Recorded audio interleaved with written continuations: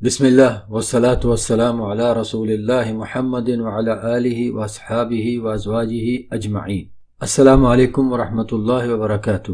الحمدللہ آج رمضان سے متعلقہ بیانات کے سلسلے میں 7ویں مجلس ہے۔ پچھلی یعنی 6ٹھی مجلس میں سحری کی فضیلت اور سحری سے متعلق اہم مسائل کے بارے میں بیان مکمل ہوا تھا، وللہ الحمد۔ اور آج کی مجلس میں انشاءاللہ افطاری کی فضیلت اور افطاری سے متعلقہ اہم مسائل کو ہم جانیں اور سمجھیں گے، جن میں سب سے پہلے یہ ہے کہ افطاری کب کی جانی چاہیے۔ اللہ سبحانہ و تعالیٰ کا ارشاد گرامی ہے وَكُلُوا وَاشْرَبُوا حَتَّى يَتَبَيَّنَ لَكُمُ الْخَيْطُ الْأَبْيَضُ مِنَ الْخَيْطِ الْأَسْوَدِ مِنَ الْفَجْرِ ثُمَّ أَتِمُّوا الصِّيَامَ إِلَى اللَّيْلِ، اور کھاؤ اور پیو یہاں تک کہ فجر میں سے یعنی فجر کے وقت میں سے تمہارے لیے سفید دھاگا کالے دھاگے میں سے واضح ہو جائے، پھر رات تک روزہ مکمل کرو۔ سورۃ البقرہ کی آیت نمبر 187 سحری سے متعلق جو بیان ہوا تھا سابقہ، اس میں اس آیت شریفہ کی تفسیر کے بارے میں بتایا گیا تھا کہ فجر میں سے سفید دھاگے اور کالے دھاگے کے واضح ہو جانے سے کیا مراد ہے۔ اس کا مطلب یہ نہیں کہ انسان سفید اور کالا دھاگا لے کے فجر کے وقت میں اپنے ہاتھوں میں ان کو دیکھے، اگر تو فرق نظر آ گیا تو اس کا مطلب ہے کہ وقت داخل ہو گیا، بلکہ اس کا مطلب کیا ہے اس کے بارے میں ایک حدیث آپ کو سنائی گئی تھی جو کہ عدی بن حاتم رضی اللہ تعالیٰ عنہ کی روایت ہے، اور وہ کہتے ہیں کہ میں نے رسول اللہ علیہ الصلوۃ والسلام سے عرض کیا کہ اے اللہ کے رسول، میں اپنے تکیے کے نیچے 2 دھاگے رکھتا ہوں، سفید دھاگا اور کالا دھاگا، تاکہ دن میں سے رات کو جان سکوں۔ تو رسول اللہ علیہ الصلوۃ والسلام نے ان سے ارشاد فرمایا تمہارا تکیہ تو بہت کشادہ ہے، وہ تو رات کا کالا پن اور دن کی سفیدی ہے۔ یعنی آیت شریفہ میں جو کالے اور سفید دھاگے کو اللہ سبحانہ و تعالیٰ نے ذکر فرمایا وہ رات کا کالا پن اور دن کی سفیدی ہے۔ جب رات کا کالا پن اور دن کی سفیدی ایک دوسرے سے ایک باریک دھاگے کی صورت میں الگ الگ ہوتے ہوئے نظر آ رہے ہوں، آیت شریفہ میں عام استعمال کے دھاگوں کا ذکر نہیں بلکہ دھاگوں سے تشبیہ دے کر اللہ سبحانہ و تعالیٰ نے دن اور رات کے الگ الگ ہونے کے وقت کو ارشاد فرمایا ہے۔ اس کی مزید وضاحت ہمیں نبی علیہ الصلوۃ والسلام کے دیگر ارشادات میں ملتی ہے، جن میں سے ایک تو وہ ہے جو نبی علیہ الصلوۃ والسلام کے دوسرے بلا فصل خلیفہ امیر المومنین عمر الفاروق رضی اللہ تعالی عنہ و ارضاہ سے روایت ہے کہ رسول اللہ صلی اللہ علیہ وعلی آلہ وسلم نے ارشاد فرمایا اذا اقبل اللیل من ها هنا وادبر النهار من ها هنا وغربت الشمس فافطر الصائم، جب رات وہاں سے آ جائے یعنی سورج نکلنے والی جگہ سے آ جائے اور دن وہاں سے چلا جائے یعنی سورج غروب ہونے والی جگہ سے چلا جائے اور سورج غروب ہو جائے تو روزہ دار روزہ کھول لے۔ یہ حدیث شریف صحیح البخاری اور صحیح مسلم میں ہے۔ دوسری روایت، دوسری حدیث شریف جو کہ سہل بن سعد رضی اللہ عنہ سے روایت ہے کہ رسول اللہ علیہ الصلوۃ والسلام نے ارشاد فرمایا لا یزال الناس بخیر ما عجلوا الفطر، جب تک لوگ افطار میں جلدی کرتے رہیں گے خیر سے رہیں گے۔ یہ بھی صحیحین میں ہے۔ اس حدیث شریف سے ہمیں یہ پتہ چلا کہ افطاری میں جلدی کرنا بہت خیر والا معاملہ ہے، اور معاملہ صرف خیر کے ہونے تک ہی محدود نہیں بلکہ اس سے بھی زیادہ بڑی اور اہم بات ہے جس کا بھی انشاءاللہ آگے ذکر کروں گا۔ تو ہمیں یہاں سے ایک چیز پتہ چلتی ہے اور ہم اس کو ذہن میں رکھتے ہوئے آگے چلتے ہیں، اور وہ چیز کیا کہ جو لوگ افطار میں جلدی کرنے کی بجائے دیر کرتے ہیں اور تمام مسلمانوں کی مخالفت کرتے ہیں، رسول اللہ صلی اللہ علیہ وعلی آلہ وسلم کے اس ارشاد کی روشنی میں ان لوگوں کے بارے میں کم از کم یہ بات تو یقینی ہو جاتی ہے کہ وہ ہرگز خیر پر نہیں۔ اور یہاں بھی معاملہ فقہ کے اختلاف کا نہیں بلکہ عقیدے کے فساد کا ہے، لہذا اس سے بھی بڑھ کر کہنے کی اجازت ہے، کیونکہ رسول اللہ علیہ الصلوۃ والسلام نے یہ بھی ارشاد فرمایا ہے کہ لا یزال الدین ظاہرا ما عجل الناس الفطر لأن اليہود والنصارى یؤخرون، جب تک لوگ افطاری میں جلدی کرتے رہیں گے دین واضح اور غالب رہے گا، کیونکہ یہودی اور عیسائی افطار میں دیر کرتے ہیں۔ سنن ابو داؤد کی کتاب الصیام میں باب نمبر 20 میں یہ حدیث شریف ہے اور حدیث ائمہ نے اس کو صحیح قرار دیا ہے۔ اب اس حدیث سے جو ابھی میں نے آپ کو سنائی، اس حدیث میں جو نبی علیہ الصلوۃ والسلام نے ارشاد فرمایا وہ وضاحت کے ساتھ یہ بتا رہا ہے، اس سے بڑی وضاحت سے پتہ چل جاتا ہے کہ افطار دیر سے کرنا کن لوگوں کی عادت تھی، اور اب مسلمانوں میں وہ کون لوگ ہیں جو اپنے ان روحانی بڑوں کی عادات کو پورا کر رہے ہیں، مگر اپنے ان روحانی بڑوں کا نام لینے کی جرت نہیں رکھتے۔ اس لیے اپنی اس تابع داری کو چھپانے کے لیے اور انجان نادان لوگوں کو گمراہ کرنے کے لیے کہیں باطنی شریعت کا نام لیتے ہیں، کہیں کسی کی شیعت کا دعویٰ کرتے ہیں، کہیں کسی خاص فقہ کا پردہ کرتے ہیں، کہیں کسی خاص طریقت کا لبادہ اوڑھا جاتا ہے، مگر حقیقت وہی ہے کہ افطار میں تاخیر کرنا یہودیوں اور عیسائیوں کی عادت تھی اور ہے، اور جو بھی لوگ اس عادت کو اپنائے ہوئے ہیں وہ جانتے بوجھتے ہوئے اپنائے ہوئے ہیں یا نادانی میں بیچاروں کو وہ عادت دے دی گئی ہے اور انہوں نے ان کو اپنا رکھا ہے اس عادت کو۔ دونوں ہی صورتوں میں وہ لوگ ان یہودیوں اور عیسائیوں کی پیروکاری کر رہے ہیں، خواہ اب یہ پیروکاری کرنے والے اپنے آپ کو کچھ بھی سمجھتے یا کہتے رہیں، وہ خود بھی دھوکے کا شکار ہو رہے ہیں اور لوگوں کے سامنے اپنے لیے طرح طرح کے نام اور القاب بنا بنا کر دھوکہ دے رہے ہیں۔ وہ لوگ جو کہ حقیقت جانتے ہیں، وہ لوگ اپنے آپ کو طرح طرح کے ناموں اور القاب میں چھپا کر اپنے آپ کو نہیں بلکہ لوگوں کو بھی دھوکہ دے رہے ہیں۔ اور میرے محترم سامعین، بھائیوں اور بہنوں، یہ معاملہ کسی ایک شخص کا نہیں بلکہ ان گنت اشخاص کا ہے، اور یہ عبادت مسلمانوں میں سے کوئی چند ایک نہیں بلکہ ایک بہت بڑی تعداد کر رہی ہے۔ یہ ایسی حقیقت ہے جس کا انکار ممکن نہیں، گو کہ عام طور پر انسان کا ازلی دشمن ابلیس ایسی باتوں سے توجہ ہٹانے کے لیے فرقہ واریت کا نام دے کر اس قسم کی منافقت کو چھپانے کی کوشش کرواتا ہے، لیکن ہمیں ہر ایسی چیز، ایسے عقیدے اور عبادت جو قرآن اور صحیح ثابت شدہ سنت کے مطابق نہیں، ان کا واضح طور پر اظہار کرنا ہوتا ہے، تاکہ ہمارا جو مسلمان بھائی یا بہن ایسی چیزوں کا شکار ہے تو اللہ تعالی ہماری بات کو اس کی ہدایت کا ذریعہ بنا دے، اور وہ مسلمان، ایسی باتوں کا شکار شدہ مسلمان، اپنی جن صلاحیات کو ایسی بلا دلیل اور بغیر صحیح دلیل کی باتوں پر عمل کرنے اور ان باتوں کو نشر کرنے میں خرچ کر رہا ہے، ہمارا وہ مسلمان بھائی یا ہماری وہ مسلمان بہن اللہ کے سچے دین کی خدمت میں اپنی ان صلاحیات کو خرچ کرے۔ ایسی چیزوں یعنی ایسے کاموں، باتوں، عقیدوں کے اظہار کے لیے بسا اوقات ضروری ہو تو جاتا ہے کہ نام بنام نشاندہی کی جائے، اور اس کا مقصد لوگوں کو حق اور ناحق کی پہچان کروانا ہوتا ہے، کسی کو شخصی طور پر برا ثابت کرنا نہیں ہوتا، اور اس کا مقصد یہ ہوتا ہے کہ اگر اللہ چاہے تو بات سننے پڑھنے والوں کی غلط فہمیاں دور کر دے اور وہ لوگ جان سکیں کہ جن چیزوں کو، جن کاموں، جن عقائد، جن باتوں کو وہ دین سمجھ کر اپنائے ہوئے ہیں اور دین سمجھ کر ان کی نشر و اشاعت و تبلیغ کرتے ہیں، دین سمجھ کر ان پر عمل کرتے ہیں اور کرواتے ہیں، وہ دین ہیں بھی کہ نہیں۔ یہ سب باتیں تو یوں برسر راہ آ گئیں۔ آتے ہیں ہم دوسرے مسئلے کی طرف، اور وہ ہے کہ افطار کروانے کا اجر کیا ہے۔ زید بن خالد الجہنی رضی اللہ تعالیٰ عنہ سے روایت ہے کہ رسول اللہ علیہ الصلوۃ والسلام نے ارشاد فرمایا، من فطر صائما كان له مثل اجره غیر انه لا ينقص من اجر الصائم شيئا۔ جو روزہ دار کو افطار کرواتا ہے اس کے لیے روزہ دار کے اجر کے برابر اجر ہے، اور روزہ دار کے اجر میں بھی کوئی کمی نہیں ہوتی۔ تو آپ صاحبان بلکہ ہم سب کو یہ کوشش کرتے ہی رہنا چاہیے کہ ہم اپنی افطاریوں پر اپنے جو اضافی اخراجات کرتے ہیں صرف اپنے نفس کی اتباع کرتے ہوئے،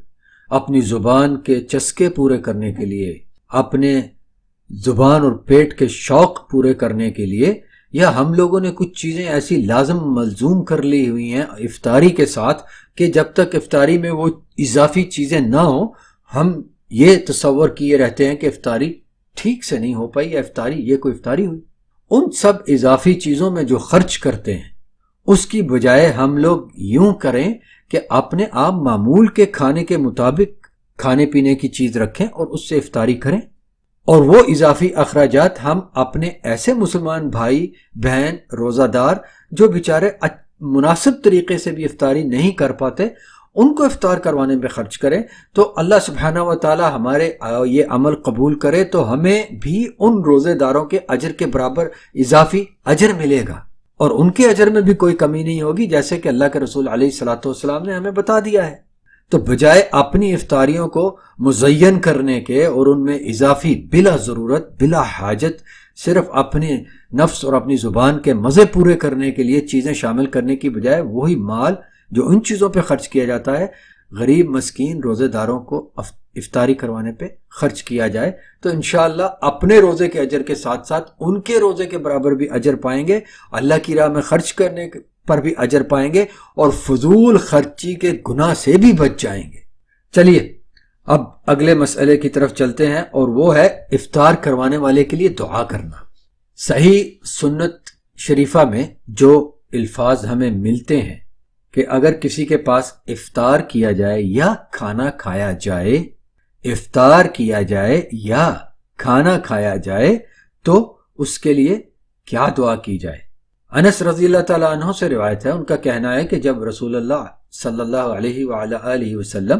کسی کے پاس افطار فرماتے تو ارشاد فرمایا کرتے، افطر عندکم الصائمون واکل طعامکم الابرار وصلت علیکم الملائکہ، روزے دار تمہارے پاس افطار کریں اور نیک لوگ تمہارا کھانا کھائیں اور فرشتے تمہارے لیے رحمت کی دعا کریں۔ یہ حدیث شریف سنن ابو داؤد اور سنن ابن ماجہ میں ہے اور صحیح حدیث ہے۔ امام البانی رحمہ اللہ تعالیٰ نے اپنی کتاب آداب الزفاف کے صفحہ نمبر 171 کے حاشیے میں اس دعا کے بارے میں لکھا کہ یہ دعا روزہ دار کے افطار کے لیے خاص نہیں، اور نہ ہی رسول اللہ علیہ الصلوۃ والسلام کا یہ فرمانا کہ افطر عندکم الصائمون خبر ہے، بلکہ یہ کھانا کھلانے والے کے لیے دعا ہے کہ اس کے پاس روزہ دار افطار کیا کریں تاکہ وہ ان کا اجر حاصل کر سکے۔ یہاں سے ایک اور ضمنی مسئلہ سامنے آتا ہے جو بہت اہم ہے، وہ یہ کہ دعائیہ الفاظ کا انداز بیاں کیا ہوتا ہے۔ خبر نہیں بلکہ دعا ہوتا ہے، اس کا مفہوم۔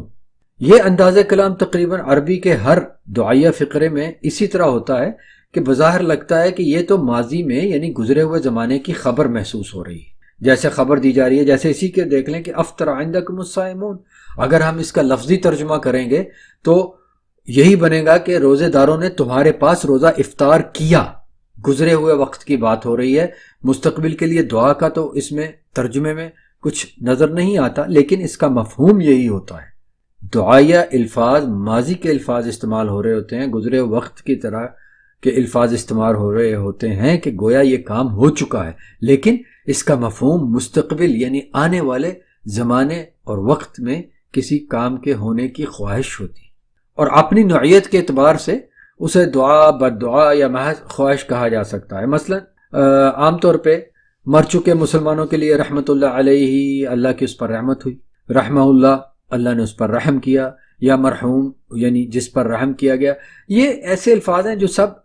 بظاہر ایسے لگتے ہیں جیسے یہ واقعہ ہو چکے ہیں سارے کام جن کی خبر ہے، لیکن حقیقتاً ایسا نہیں ہے، کیونکہ مر چکے لوگوں میں سے کس کی مغفرت ہوئی، کس پر رحم ہوا، یہ اللہ ہی جانتا ہے۔ تو یہ دعا ہوتی ہے، بظاہر گزرے ہوئے وقت جیسے خبر کی طرح کے الفاظ ہوتے ہیں، لیکن حقیقتاً اس کا مفہوم مستقبل کے لیے ایک خواہش، ایک دعا کے طور پہ سمجھا جاتا ہے۔ اس موضوع کو الحمدللہ تفصیل سے ایک الگ بیان کی صورت میں ذکر کیا جا چکا ہے، لہٰذا میں اب اس کو مزید نہیں دہراتا تاکہ ہماری یہاں کی گفتگو طویل نہ ہونے پائے۔ بس اتنا کہتا چلتا ہوں کہ ایک تو آپ اس بیان کو سن لیجئے گا،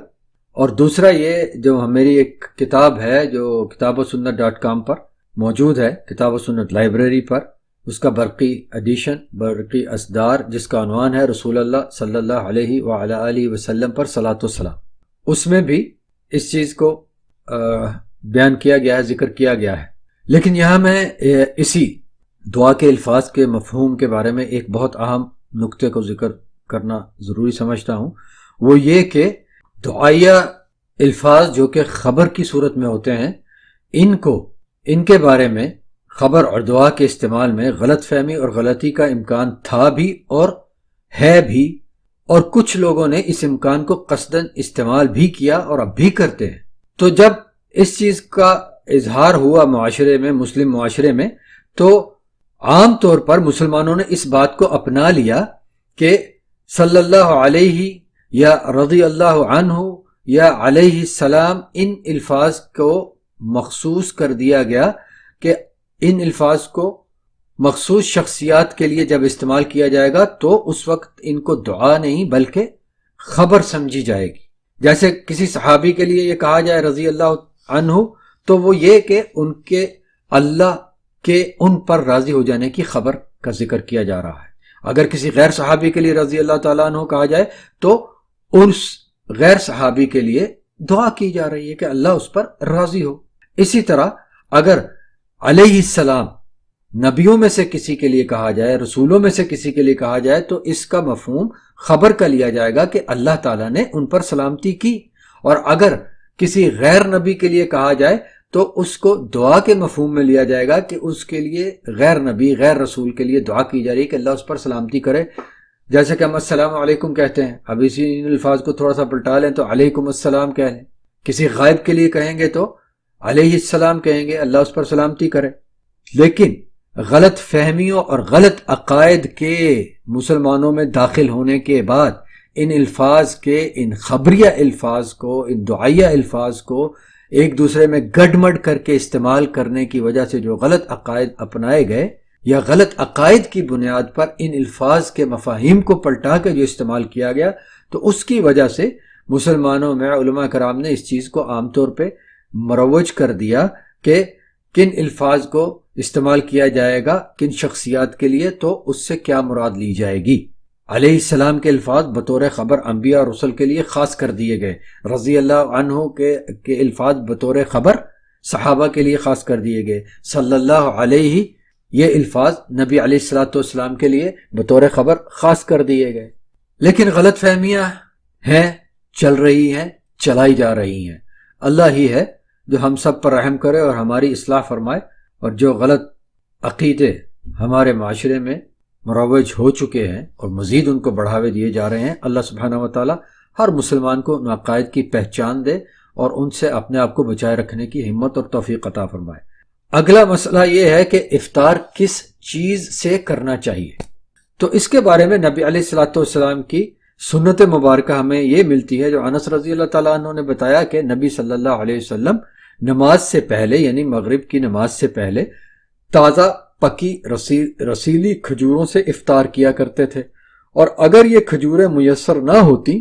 تو کسی بھی کھجور سے افطار فرما لیتے، اور اگر وہ بھی میسر نہ ہوتی، کوئی بھی کھجور میسر نہ ہوتی، تو پانی کے چند گھونٹ پی لیتے۔ سنن ابو داؤد کتاب الصوم باب 21، سنن ترمذی اور سلسلہ صحیحہ میں یہ روایت موجود ہیں۔ اب تازہ رسیلی کھجور یا کوئی بھی کھجور یا کھجوریں میسر نہ ہو تو پانی، ان چیزوں کے علاوہ کسی اور چیز سے افطار کرنا اپنی ذاتی پسند یا عادت تو ہو سکتی ہے میرے محترم سامعین، لیکن رسول اللہ علیہ الصلوۃ والسلام کی سنت نہیں ہوتی۔ جیسا کہ کچھ لوگ نمک سے افطار کرنے کے بارے میں اس غلط فہمی کا شکار ہیں کہ یہ سنت ہے، جبکہ سنت میں اس کا قطعاً کوئی ثبوت نہیں ملتا۔ اس کی تفصیل انشاءاللہ پھر کبھی صحیح۔ اگلے مسئلے کی طرف آتے ہیں، وہ یہ کہ افطاری کی دعا کب اور کیا۔ ابن عمر رضی اللہ تعالیٰ عنہما سے روایت ہے کہ جب نبی علیہ الصلوۃ والسلام افطار فرمایا کرتے تھے تو ارشاد فرمایا کرتے تھے، ذهب الدماء وابتلت العروق وثبت الاجر انشاء اللہ۔ پیاس چلی گئی، رگیں تر ہو گئیں، اور اللہ نے چاہا تو اجر پکا ہو گیا۔ سنن ابو داؤد کی حدیث ہے۔ ابھی جو بات ہم کر رہے تھے خبریہ اور دعائیہ انداز بیان کا یا فقرے کا، اب یہ جو حدیث میں نے آپ کو سنائی ہے، اس میں جو الفاظ شریف ہمیں ملتے ہیں نبی علیہ الصلوۃ والسلام کے، یہ سب کے سب خبر ہیں ان کاموں کی جو کہ کام ہو چکے، کیونکہ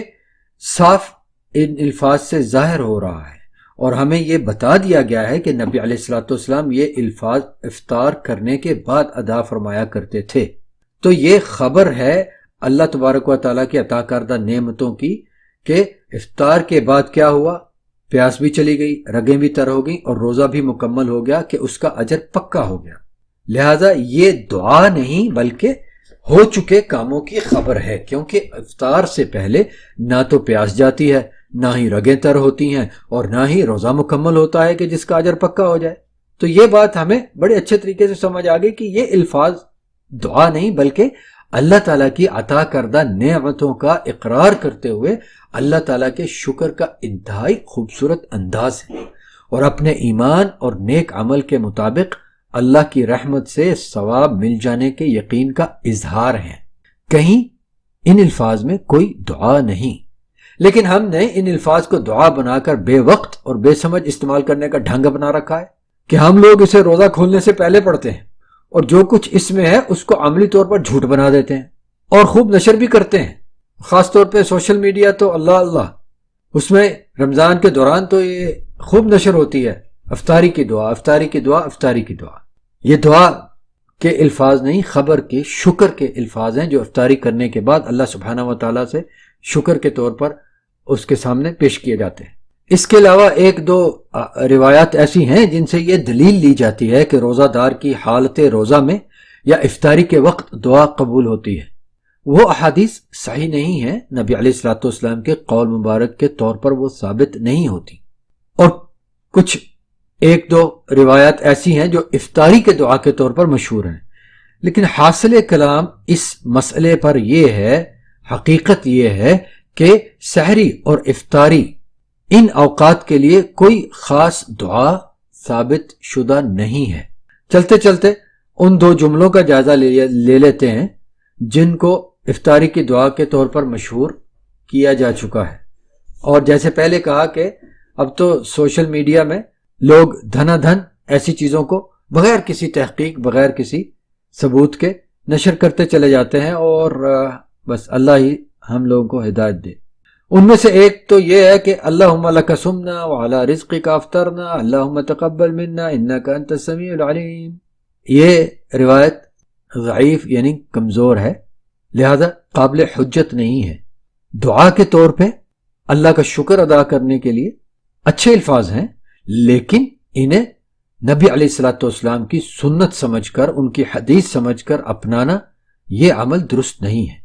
کیونکہ یہ نبی علیہ الصلوۃ والسلام کی حدیث کے طور پہ ثابت نہیں ہوتے۔ دوسرے ہیں بسم اللہ اللہم لک صمت علی رزقک افطرت، اسے کہا جاتا ہے روزے کے افطاری کی نیت، اور یہ کہا سنا سکھایا جاتا ہے کہ افطاری سے پہلے یہ کہا جائے بسم اللہ اللہم لک صمت علی رزقک افطرت۔ ارے افطار تو کیے ہی نہیں بھائی، تو وہ علی رزقک افطرت کہاں سے ہو گیا؟ اور اس کے علاوہ یہ بھی، اس کا معاملہ بھی یہی ہے کہ یہ نبی علیہ الصلوۃ والسلام کے الفاظ کے طور پر ثابت نہیں ہوتا۔ تو جو چیز نبی علیہ الصلوۃ والسلام کی ذات مبارک سے ثابت ہی نہیں ہو پاتی کہ ان کی سنت شریفہ، ان کی حدیث شریف میں سے ہے کہ نہیں، تو اس چیز کے بارے میں یہ فیصلہ کرنا تو قطعاً مشکل نہیں کہ رسول اللہ علیہ الصلوۃ والسلام کے علاوہ کسی اور کی سنت پر چلنے والے کہاں جائیں گے، اور ان کے اعمال، ان کے عقیدے کہاں جائیں گے۔ الحمدللہ یہاں تک افطاری کی فضیلت اور اس کے بارے میں جو چند ایک اہم مسائل تھے ان کا ذکر اور بیان مکمل ہو گیا، وللہ الحمد والمنہ۔ انشاءاللہ اس کے بعد اگلا درس قیام اللیل کے بارے میں ہوگا، اس کی فضیلت اور اس کے ادائیگی کی کیفیت، اس کی دعا، اور چند ایک اہم مسائل جو بنیادی ہیں ان کا ذکر کیا جائے گا انشاءاللہ تعالی۔ اللہ سبحانہ و تعالی ہم سب کو حق جاننے، ماننے، اپنانے اور اسی پر عمل پیرا رہتے ہوئے اس کے سامنے، اس کے حضور حاضر ہو کر اس کی رضا پا کر اس کی جنتوں میں داخل ہو جانے والوں میں سے بنائے۔ والسلام علیکم ورحمۃ اللہ وبرکاتہ۔